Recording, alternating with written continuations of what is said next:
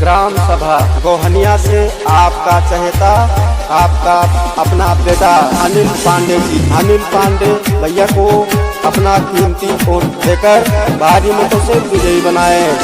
सबका साथ, सबका विकास और सबके साथ मिलजुल कर काम करने वाले अनिल पांडे भैया को विजयी बनाना है और अपने ग्राम सभा को चमकाना है। गौआ के सान बाटे भैया जी, जानती है दादी और दादा, सब ही के कमवाए आवती है, मजबूत है इनके इरादा, मजबूत है इनके इरादा। गौआ के सान बाटे भैया जी, जानती है दादी और दादा, सब ही के कमवाए आवती है, मजबूत है इनके इरादा। सबके साथ रहे बूढ़े बच्चा कहे, सबके साथ रहे बूढ़े बच्चा कहे, यदि गांव का विकास कराना है, अनिल पांडे को फिर से जिताना है, गोहनिया को आगे बढ़ाना है, अनिल पांडे को फिर से जिताना है, गोहनिया को आगे बढ़ाना है, गोहनिया को आगे बढ़ाना है। साथ दिया तो काम करेंगे, झूठा वादा नहीं करेंगे, ये कहना है हमारे अनिल भैया का।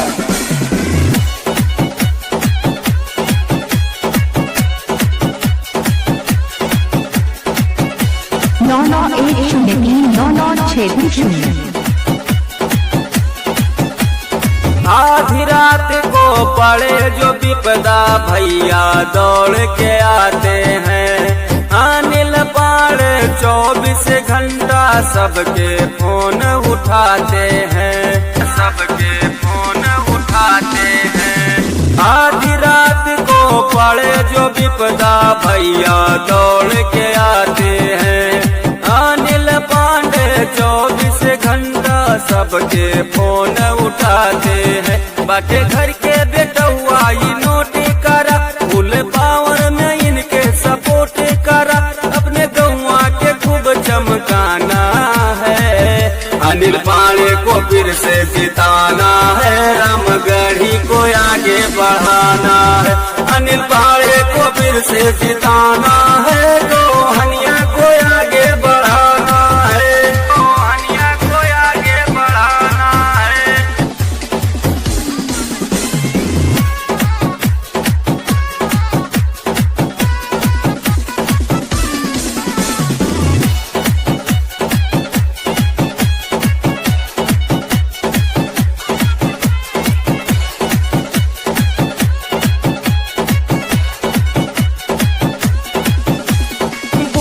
गरीबन के सहारा सबके यही सम्मान करें, दुख और सुख में साथ है रहते, हरदम सबके ध्यान करें, हरदम सबके ध्यान करें।